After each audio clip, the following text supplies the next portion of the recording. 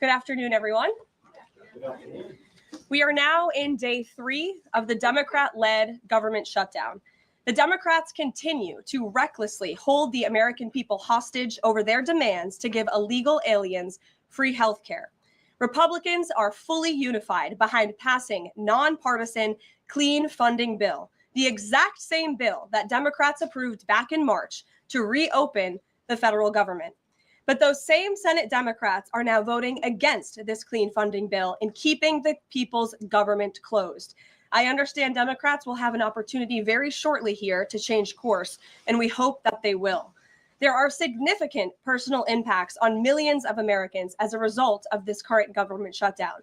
The 1.3 million men and women of America's Army, Navy, Air Force, Marine Corps, Coast Guard, and Space Force who serve honorably and put their lives on the line to defend us all are not being paid. Military families are already seeking out food assistance because of financial anxiety caused by this Democrat shutdown. According to new reporting from the Military Times, staff members at the Armed Services YMCA food pantry distribution location near Fort Hood in Texas found a line of military families stretched around the side of the building yesterday at 5 in the morning. According to the staff who work there, that is, quote, not happened ever. They've already had a 34% increase this week over past weeks. President Trump and Republicans fundamentally believe we have a sacred responsibility to protect and provide for our military families with the resources they need to thrive. If Democrats believe in this very simple premise too, they should end this shutdown immediately. Unfortunately, the severe impacts of the Democrat shutdown extend beyond our troops. Nearly 7 million mothers, infants, and low-income families who rely on government-run food assistance will be in jeopardy if the WIC program runs out of money in the weeks ahead. The more than 13,000 air traffic controllers who ensure that Americans fly safely in airports across the country are currently working without pay. The National Flood Insurance Program is in danger of lapsing, which could leave families without necessary help if a disaster strikes, and we are in the middle of hurricane season. Critical services offered at Social Security field offices are reduced for senior citizens and disabled Americans.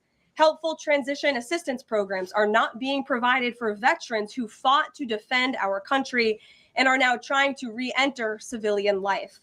The economic consequences of this shutdown are piling up every day. Policymakers, markets, and even the Federal Reserve are flying blind at a key juncture because BLS and BEA data are on hold until the government reopens. Democrats shutting down the federal government to give health care to illegal aliens could lead to lower growth and higher unemployment rates for Americans.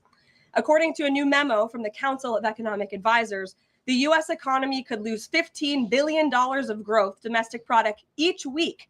Every single week, the Democrat shutdown extends, with a month-long shutdown leading to an additional 43,000 unemployed people. Small businesses are likely to encounter delays in receiving federal loans. Mortgage applications will likely shrink. And just this morning, Business Roundtable, an association of more than 200 CEOs of Americans' leading companies representing every sector of the U.S. economy, put out a statement urging Congress to pass the clean CR that will once again come before them in the Senate floor in just a few moments.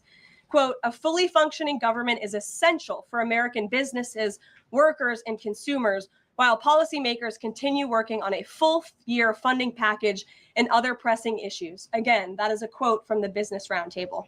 What's clear is that the Democrats' actions account to an intentional sabotage of our country and our people by shutting down our government. This madness must end.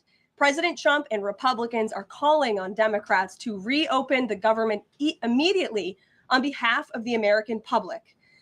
All we need are 5 Democrat senators to do the right thing and to stop this shutdown. Call your Democrat senator and tell them to vote yes to reopen the government.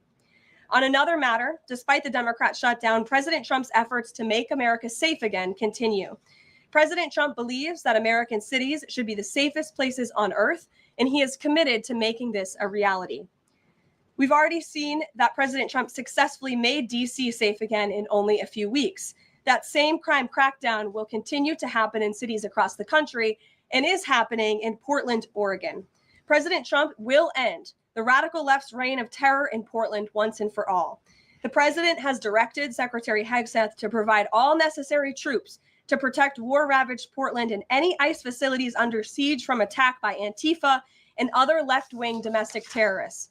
What's been allowed to happen in Portland, and we saw disturbing video footage of this last night, this is not peaceful protesting, this is left-wing anarchy that has been destroying this great American city for years, leaving police officers battered, citizens terrorized, and business properties damaged. Since early June alone, Antifa terrorists have laid siege to the ICE field office in South Portland. These radical left-wing lunatics have violently breached the ICE facility by using a stop sign as a battering ram, hurled explosives and other projectiles at law enforcement, repeatedly assault and dox officers, berate their law-abiding neighbors, and have even rolled out a guillotine in front of the ICE facility. And more people should be reporting on that. President Trump has sent federal law enforcement to protect federal assets and arrest those fueling this violence. Just last night, we saw an extremely troubling incident where conservative journalist Nick Sorter was captured on video being taken into custody by the Portland police after he was ambushed by Antifa and was defending himself from these assaults. But instead of arresting these violent mob members night after night after night who are ravaging this community, the police arrested a journalist who was there trying to document the chaos, and everyone in this room should be extremely concerned about that. The Department of Justice spoke with that journalist this morning, and they will be launching a full investigation into his arrest. This incident is part of a troubling trend in Portland where left-wing mobs believe they get to decide who can visit and live in their city. It is not their city. It is the American people's city, and President Trump is going to restore that. I just spoke with the president about this, and he has directed his team here at the White House to begin reviewing aid that can potentially be cut in Portland. We will not fund states that allow anarchy. There will also be an additional surge of federal resources to Portland immediately, including enhanced CBP and ICE resources. Law and order will prevail, and President Trump will make sure of it. With that, I'll take your questions, and we will begin today's briefing with our new media seat, Amanda Head from Just the News. Amanda, thank you for being here. Thank you, Caroline. On that most recent topic that you mentioned, reportedly Portland police have not been able to engage protesters to the degree that they normally would. Does the president plan on handling this from that angle as well with city leaders? Yes. From our understanding, the law enforcement that we have here in the Homeland Security Task Force, I spoke with them this morning, and what they're seeing is that unfortunately, local police has been restricted from responding or cooperating at all with federal authorities, which is completely absurd. We have surged federal law enforcement personnel to this city to restore law and order and to work alongside local law enforcement. And we've seen the benefits of this in Washington, D.C. And all of you live here, so you can agree Washington, D.C. is and feels much safer because of the cooperation between federal and local law enforcement. They can and must be working together. And we think it's despicable that these local elected officials who swear an oath to protect their people are preventing law enforcement from doing their jobs on the ground. So that's why the president has directed his team here at the White House, and they are already on it to look into how we can cut funds. And the president wants to work with anyone. If the mayor of Portland were to call him right now and say, "Mr. President, please help us," I am sure the president would be willing to do that. He is genuinely serious about wanting to restore order in America's cities. But it's just become apparent that the local and elected officials in Oregon do not feel the same. And that's very unfortunate for the people who live there. And then one more question on the government shutdown. Should there be some type of scheduled layoffs to maybe entice Democrats to come to the table, like every hour, another agency, another 100 pink slips? I'm sure Russ Vought has a list of folks ready to go. Well, look, the Office of Management and Budget, as we've said repeatedly, is working with the agencies and our cabinet secretaries to identify where cuts unfortunately can and have to be made. And again, we understand there's another vote happening on the Senate floor in an hour. Maybe if Democrats do the right thing, this government shutdown can be over. Our troops can get paid again. We can go back to doing the business of the American people. But if this shutdown continues, as we've said, layoffs are an unfortunate consequence of that. And Russ Vought has been in contact with our cabinet secretaries at their respective agencies to discuss that. Thank you, Amanda. Kelly. How would this administration define what makes a Democrat agency, which agencies, and what constitutes being a Democrat agency? I think this administration has been very clear, Kelly, that we're not going to tolerate waste, fraud, and abuse in our government. And we've also been very clear to point out when agencies or when programs do not align with this administration's values of putting our country first. You've seen that with USAID and in various other cases where there's been cuts made or funding has been slashed. And so, again, unfortunately, we're having to do a massive review of the bureaucracy to be good stewards of the American taxpayer dollar. And it's the Democrats who have forced the White House and the president into this position by voting to shut the government down. You've talked about thousands likely layoffs coming. Do you have an update on the timeline for that?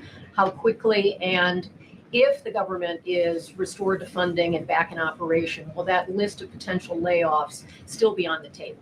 Look, as I just stated, the Office of Management and Budget is in constant communication and contact right now with our cabinet secretaries and agencies across the board to identify, unfortunately, where layoffs have to be made and where cuts have to happen. But again, the Democrats have an opportunity to prevent this if they vote to reopen the government. That is all this administration and the president is asking for. Vote for a clean continuing resolution to keep the government open. Peter. Thank you, Caroline. During the campaign, Thank you, Peter. I was raised to say thank you in the White House briefing room. During the campaign, President Trump said that he did not know anything about Project 2025. Now he knows about it. Is that the blueprint for shrinking the government? Look, the blueprint is what the president and his team and his cabinet secretaries ultimately decide. And the president trusts his cabinet secretaries to identify where there is waste, fraud, and abuse. We pointed out this morning, or Russ Vogt tweeted about this morning, a Chicago rail project that was canceled. We paused $2.1 billion in Chicago infrastructure projects, specifically the Red Line extension and the red and purple modernization projects. And it's because the administration is concerned that the Biden administration was handing out taxpayer dollars to pay for this construction based on DEI. DOT is reviewing the race-based contracting on unconstitutional grounds. And in the meantime, the Department of Transportation funds for these projects are on hold. So I guess this answers both of your questions. This would be an example of that. And just because there's so much shutdown talk, something different. What do you guys think about the NFL's decision to name Bad Bunny as the Super Bowl halftime performer, somebody who has not scheduled shows in the U.S. because he says that he's worried that ICE is going to come and arrest his fans? Well, look, I know there are many in this room who are very anxious to hear the president's response to Bad Bunny being the halftime show. So I won't get ahead of him. I won't reveal what he feels about this. Next time you all ask him a question, you're welcome to do that. I have my own feelings on that, but that's not what I'm up here to talk about. As far as ICE being at the Super Bowl, as far as I'm aware, there's no tangible plan for that in store right now. However, of course, this administration is always going to arrest and deport illegal immigrants when we find them. If they are criminals, we're going to do the right thing by our country. Kate. Did the president and Russ Vogt decide yesterday in their meeting which cuts they wanted to make to agencies and which ones would be permanent? Again, I've kind of answered this question a few different times now. It's been asked in a few different ways. Their discussions continue between the Office of Management and Budget and cabinet agencies across the board, and they are actively identifying where these cuts and these layoffs have to be made as this government shutdown hopefully does not continue. And on Hamas, the president said that if Hamas rejects the proposal, that Netanyahu would have his full backing to finish the job. A UN report found that Israel was committing genocide in Gaza. Does the president have concerns about the civilians being killed, the worsening humanitarian crisis, and are there limits to what the White House would support when it comes to Israel's actions in Gaza? Look, the president has deep concerns about all of the atrocities that have taken place in the Middle East over the past few years. It's deeply unfortunate that he inherited this mess from the Biden administration. If you all recall, under President Trump in his first term, the Middle East was on a pathway for peace and prosperity. There was the historic signing of the Abraham Accords. Israel was on a path to normalization between Arab and Gulf nations, and we hope that can continue. But right now, the president has made it very clear to Hamas that this is an acceptable and detailed proposal that they must accept, or the consequences are going to be very grave for them. And he has given them a deadline of Sunday evening at 6 p.m. When I was out here on Wednesday, I told all of you, I'll leave it to the president to make that red line, and he now has. I think the entire world should hear the president of the United States loud and clear. And Hamas has an opportunity to accept this plan and to move forward in a peaceful and prosperous manner in the region. And if they don't, the consequences, unfortunately, are going to be very tragic. Michael. Thank you, Caroline. Has the president declared war on international drug cartels? And if so, or if he will, does he feel he needs congressional approval? As the White House has said many times, the president has directed these actions, these strikes against Venezuelan drug cartels and these boats, consistent with his responsibility to protect the United States interests abroad and in furtherance of the U.S. national security and foreign policy interests. This is pursuant to his constitutional authority as commander-in-chief and the chief executive to conduct foreign relations. In each of these cases, Michael, the vessels have been assessed by the U.S. intelligence community to be affiliated with designated terrorist organizations engaged at the time in trafficking illicit drugs to our country. The president has been very clear, dating back to the campaign trail, that he is always going to do what's in the best interest of the American homeland. And he also promised the American people he was going to end the drug epidemic that has taken far too many American lives. And you're seeing those actions play out almost every single day here. One last question on the shutdown, Caroline. Hakeem Jeffries has said that President Trump is in the Presidential Witness Protection Program since the shutdown has begun. What's the White House's reaction to that? That's just more ridiculous fodder from Hakeem Jeffries. As you all know, because you're here every day, the president is literally working around the clock right now. I think he has a swearing-in ceremony, or he already did. He has several meetings on the books today. He literally works 24/7. Anyone who works in this place or covers this place, as you all do, knows that to be true. And Hakeem Jeffries and the Senate Democrats should get back to work in a few minutes and vote to reopen the government. Emily. Thank you, Caroline. You spoke earlier about the energy and infrastructure projects that Director Vogt paused. Will the White House agree to restore that funding as part of a deal to end the shutdown? Well, I won't make any agreements here. Senate Republicans are talking with their colleagues on the Democrat side. But right now, Russ Vought is doing what he's been tasked to do in the midst of this government shutdown, which is to look at funds that need to be temporarily halted or need to be canceled. And Chicago is just another example of that. Caroline. Go to Libby in the back. Thank you, Caroline. I have two questions for you. One on the FDA, but first on the shutdown. Sure. Will the administration, if this government shutdown ends, still move forward with firing thousands of federal workers? Look, as I've said repeatedly, Libby, right now we want the government to be open. Layoffs are an unfortunate consequence of a government shutdown, and it's something the administration is examining. If the government is reopened, we're going to get back to doing what we were doing last week and the week before, working on the issues that the American people care about. And then on the FDA, they just approved that new abortion pill, and it's causing a lot of uproar among Republicans. What is the president's response to that, and does the administration plan to have that FDA approved? Well, the Secretary of Health and Human Services, Bobby Kennedy, has put out several statements on this. The HHS's decision, it's not an endorsement of this drug by any means. They are just simply following the law. And as they put out in their statement, by law, the Secretary of Health and Human Services must approve a generic drug application if the application demonstrates the generic drug is the, quote, same as the brand name drug. Generic applicants are not required to submit independent evidence proving safety and effectiveness. As such, FDA's decision to approve a second generic version does not address the merits of the current safety program. HHS is reviewing adverse effects to ensure the FDA's required safety program for the drug is sufficient to protect women. This safety review equally applies to generic versions of this drug. So FDA and HHS are following the law. It's, again, not an endorsement of the drug itself. Mary. Thanks, Caroline. Two questions on the shutdown. You've argued that these impending layoffs are necessary to keep essential services up and running, but that has never been the case in any previous shutdown. Even when the government was shut down for 35 days in Trump's first term, you've never had to lay off thousands of workers to keep essential services up and running.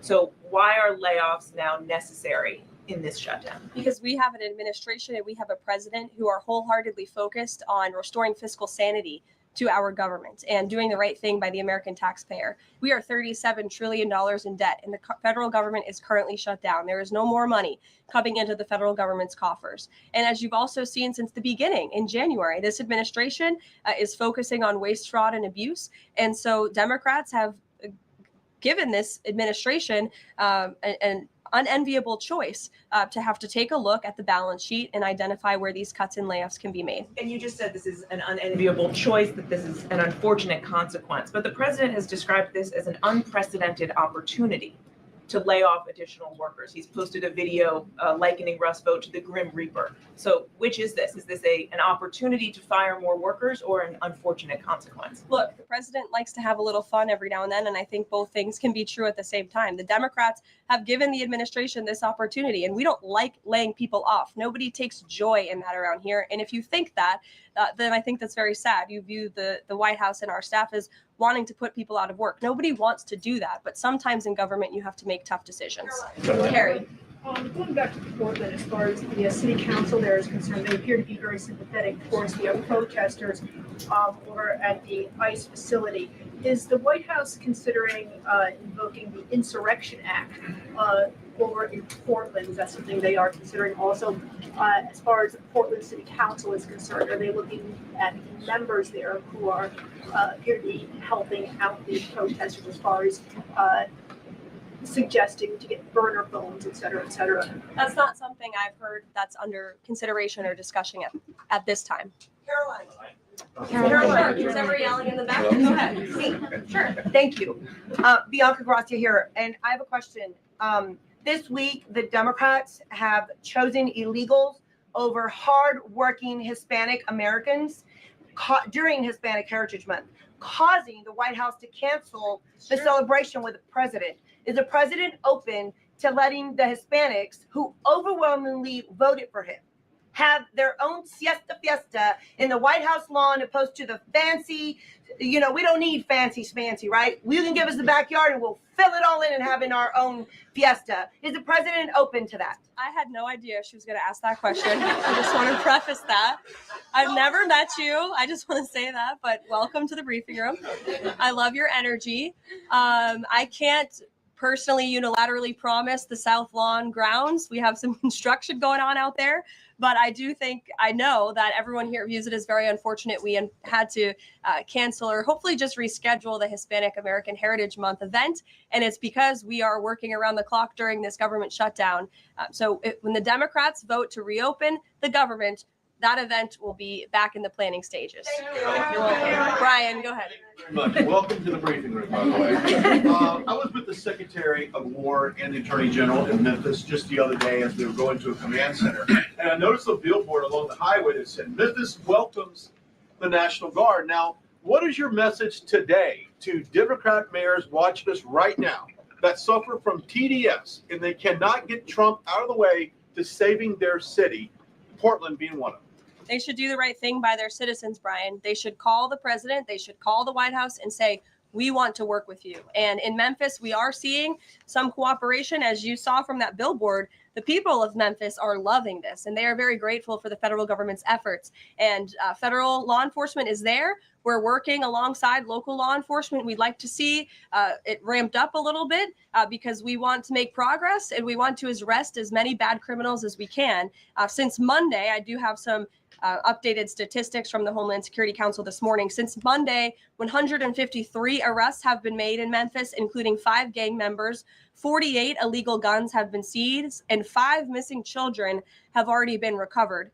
Last night, 60 arrests were made and 21 illegal firearms were seized. Arrests from last night include a suspect wanted for rape of a child under 13, first-degree murder, breaking and entering, aggravated assault, illegal drug possession, and many more. So we continue to see good results coming in through Memphis, and the president is very excited about making Memphis safe again. Thank you. At the top of the briefing, you made a statement about that the Democrats are interested in giving health care to illegal immigrants. Yes, they are. U.S. law already prohibits that. It's a 1996 law saying that they cannot give unauthorized immigrants any federally subsidized health care coverage through Medicaid, the Affordable Care Act, or the Children's Health Insurance Program. There seems to be a disconnect in the message. Are you denying that Medicaid money has never gone to illegal aliens in the United States of America? I'm not denying anything. I'm asking you if you can explain the disconnect in the message. I most certainly can. The Democrats' proposal, their continuing resolution, let me just reiterate, the Republicans' continuing resolution was a clean continuing resolution. There was no partisan politics injected into it. There were no conservative wish lists injected to it. What the Republicans want and still want to this very second is a clean continuing resolution to fund the United States government. What did the Democrats want in their continuing resolution? They inserted a provision to undo a provision in the Working Families Tax Cut, the One Big Beautiful Bill, that ended taxpayer-funded health care illegal benefits for illegal aliens. Democrats' proposal would require Medicaid to pay more for emergency care provided to illegal aliens than Medicaid does for American patients who are disabled, elderly, or children.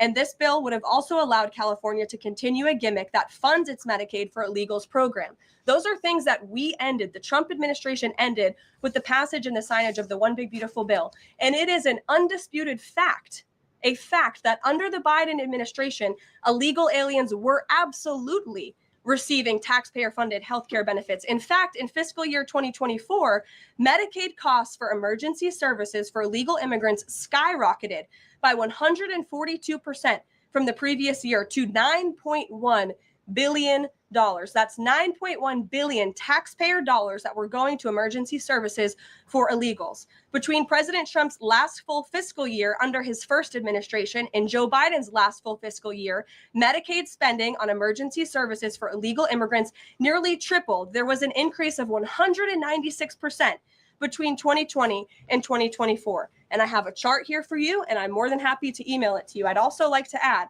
because some were asking dishonest questions yesterday about emergency rooms. In Southern California, according to healthcare professionals in 2023, under the Biden administration, Southern California's, quote, entire healthcare system was being bombarded with illegal immigrants and forcing American patients to endure longer wait times. In Denver, Colorado, the CEO of Denver Health stated that 8,000 illegal immigrants made 20,000 visits to the city's health system in 2023, leaving an uncompensated bill totaling over $10 million. So when an illegal alien goes to the emergency room, who's paying for it? The American taxpayer. The main safety net hospital in Denver had to turn away patients due to the massive influx of illegal immigrants into the community. And UC Health Hospitals in 2024 reported their system was under stress from an increasing number of migrants. As a result, according to the head of emergency departments and urgent cares across the hospital system, quote, access is impeded for everyone. These are healthcare professionals who dealt with this directly, and there's a lot more where that came from. It is an undisputed fact that Democrats want to give taxpayer-funded healthcare benefits to illegal immigrants, period. Ed. Yeah, thank you, Kevin. Is the president talking directly to Democratic senators to try and get their vote for a clean CR?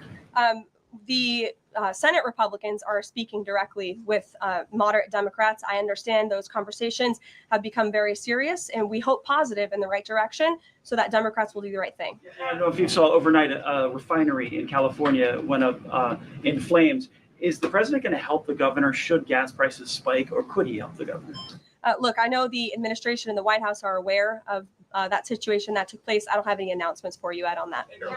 Has the president seen the first draft of the commemorative coin that the Treasury is doing for the 250th anniversary? It has his face on it.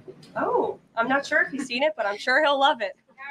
Kara. Thank you, Caroline. It's now being reported that former President Biden's DHS and TSA placed peaceful January 6 protesters and even Americans who refused to wear masks during COVID onto watch lists usually reserved for terrorists.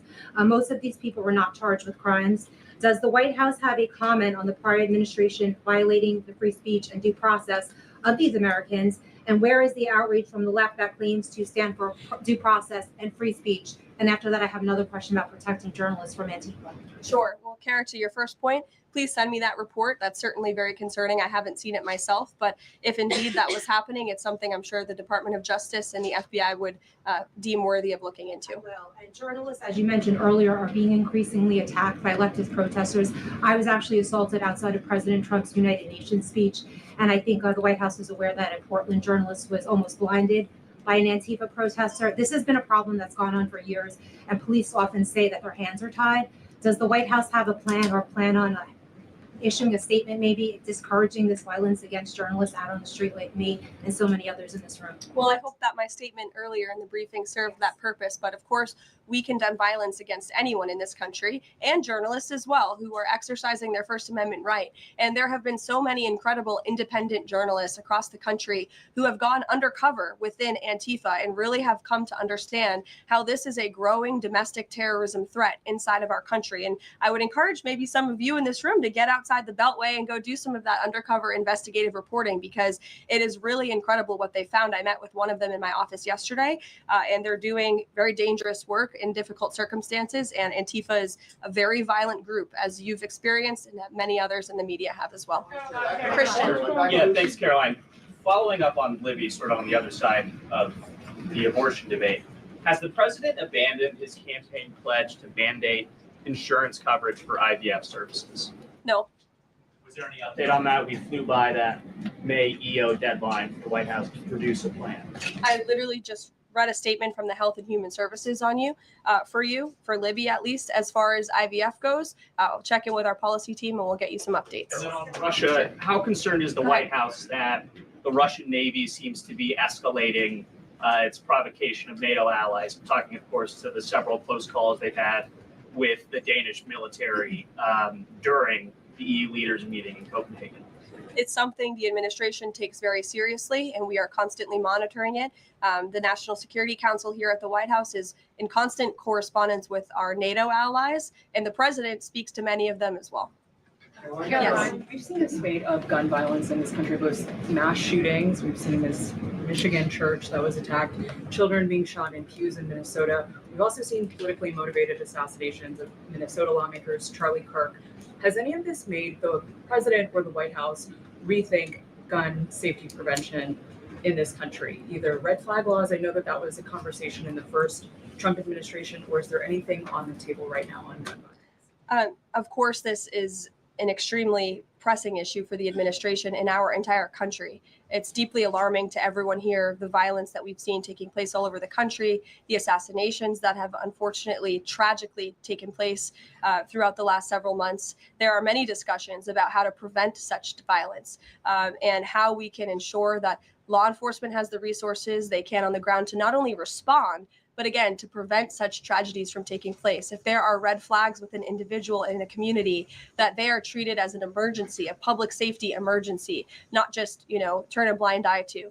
There's many other things we can do, but the administration and the president has always also made it clear he's always going to protect the constitutional right, the Second Amendment constitutional right of Americans to own guns. Would you advocate for Congress to pass a federal red flag law? Right now, they just incentivize states financially to have red flag laws. But I know Lindsey Graham has worked on this as a Republican. There are some Republicans that do support this kind of gun safety legislation. I don't want to get ahead of the president on any congressional action or any suggestion to Congress on that matter.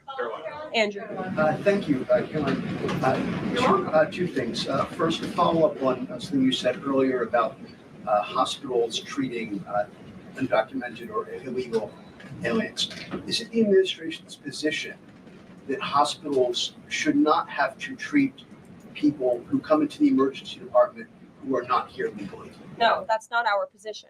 Our position is that it's completely unacceptable that the Biden administration paroled and encouraged an invasion of tens of millions of illegal aliens into our country and then promised them free health care. And the Democrats are on the record repeatedly stating that they believe illegal aliens should have healthcare benefits, free healthcare benefits in the United States of America. So that is a recipe for a disaster. Of course, you're going to encourage a mass illegal invasion of our country, which is exactly what happened. And we've seen the unfortunate consequence of that, where American patients are being put last, where American patients are having to wait in wait rooms, where grandmothers and grandfathers are waiting hours and hours for care because they're being put behind the line to illegal aliens. And we don't agree with that. We don't support that. That's why the administration is desperately trying to fix it and deport the tens of millions of illegal aliens that the Democrats and the Biden administration allowed into our country. And we'd love to continue doing that work so long as the federal government is reopened. And there are many federal law enforcement agents and officers right now who are working without pay. That's unacceptable. The Democrats need to reopen the United States government, and we hope that they will do the right thing on the Senate floor in just a few moments. Thank you, everyone.